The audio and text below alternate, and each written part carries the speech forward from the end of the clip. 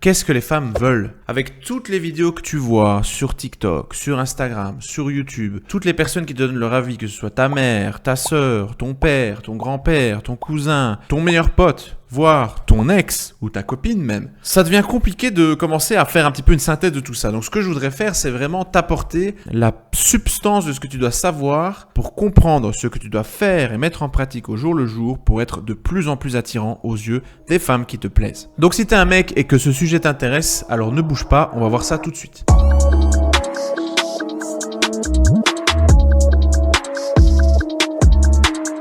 Dans cette vidéo, je vais décrire ce qu'est l'homme idéal, l'homme parfait entre guillemets. Bien sûr, c'est sommet de la pyramide que personne ne peut vraiment atteindre, on ne peut qu'approcher. La perfection n'est qu'approchable. L'homme parfait, comme je disais, est une association de deux archétypes que tu connais très bien, le mari et l'amant. Le mari va apporter stabilité, c'est-à-dire financière, de couple et paternelle. Donc financière, il apporte bien sûr l'argent, tu l'as compris. De couple, donc il va rester, il va être fidèle à sa femme, c'est pour ça qu'il est marié. Et paternel, donc c'est lui qui va être le mec avec qui il va faire ses enfants, donc elle va s'assurer du coup que les enfants vont avoir un père en quelque sorte. Tu vas attirer particulièrement les femmes qui se rapprochent de la trentaine et qui veulent justement faire un enfant et qui veulent aussi une vie stable. L'amant, lui, ça va être l'artiste. C'est le beau gosse, le mec qui baise bien, le gars qui la fait rire, qui apporte du piment dans sa vie, mais qui n'a pas forcément une vie très stable. C'est un peu, voilà, il a la vie d'artiste comme on dit. Lui, ça va typiquement être le gars qui va être choisi pour les coups d'un soir. Et aussi, malheureusement, pour tromper son mari, justement. Donc, ce que tu vois là déjà maintenant, c'est que,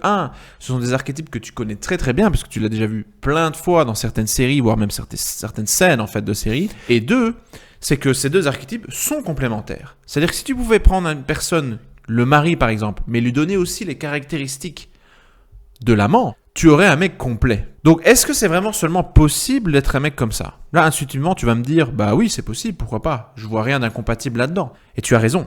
Maintenant, pourquoi est-ce que dans les faits, il y a très peu de mecs comme ça, en fait? Pour être le mari, ça te demande une certaine stabilité émotionnelle. Pourquoi? Parce que tu dois être capable de travailler dur, tu dois être capable d'amener l'argent à la maison, tu dois aussi être capable de dire non à tes pulsions si tu veux rester fidèle. Par contre, si tu veux être l'amant, là, tu dois être beaucoup plus spontané, tu dois être plus dans l'instant présent, tu dois être moins réfléchi. Et c'est pour ça que ces deux traits de personnalité sont un petit peu contradictoires entre guillemets. Pourquoi entre guillemets? Parce que si tu vas dans le fond des choses, ils sont tout à fait associables. Donc concrètement, comment est-ce que tu dois faire pour devenir cet archétype hybride du mari-amant? Premièrement, tu dois bien sûr te concentrer pour générer une vie stable financièrement. Tu ne dois pas forcément être riche, c'est ça la nuance. Tu bosses dur, à chaque fois tu mets l'effort dans tout ce que tu fais. Tous les jours, tu te lèves et tu mets de l'effort. Va à la salle de sport aussi s'il faut, prends des bains d'eau glacée, fais ce que tu veux, mais entraîne ton cerveau à l'effort. Et là, tu vas, avec le temps, générer une vie stable financièrement. Tu ne seras peut-être pas le meilleur, parce que ça dépend aussi de ton QI, etc.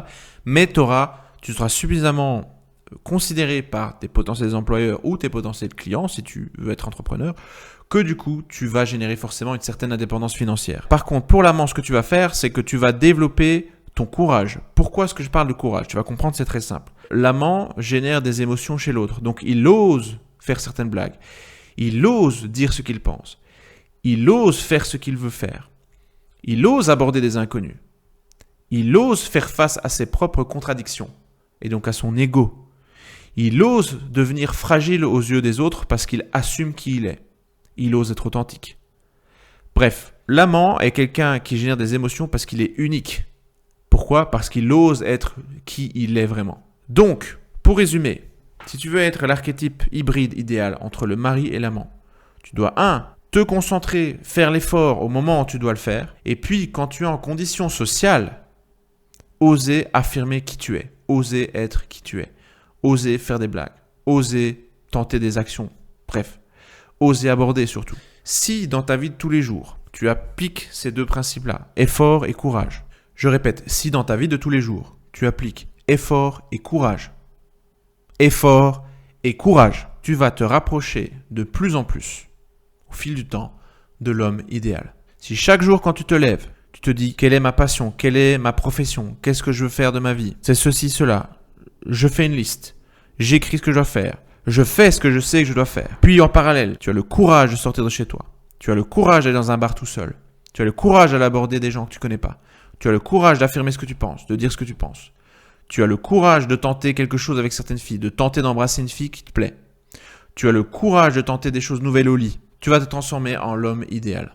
Ne fais pas cette erreur de prendre cette vidéo comme une parmi tant d'autres. Tu sais au fond de toi que ce sont les choses que tu dois faire. Pourtant, tu as tendance à l'oublier. Tu es désorganisé.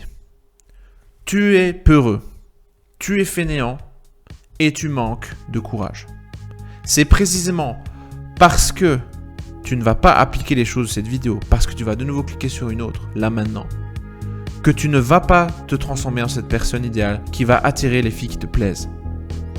La raison pour laquelle tu es célibataire, ou on t'a largué, ou on t'a trompé, c'est la même raison pour laquelle tu ne vas pas appliquer les choses de cette vidéo. C'est la même raison pour laquelle tu n'oses pas affronter ton ego et te dire j'ai besoin d'aide, j'ai besoin de conseils. Donc dès maintenant, à la fin de cette vidéo, tu stoppes tout, tu prends une feuille de papier ou tu prends ton PC, peu importe, tu ouvres quelque chose, une page blanche, tu écris ce que tu veux dans la vie si ce n'est pas déjà fait. Tu écris les étapes pour y parvenir si ce n'est pas déjà fait. Tu écris ce dont tu as peur si ce n'est pas déjà fait. Tu écris tout ce que tu dois faire pour devenir cet homme idéal. Tu te fais un plan étape par étape. Tu sors de chez toi et tu t'y mets.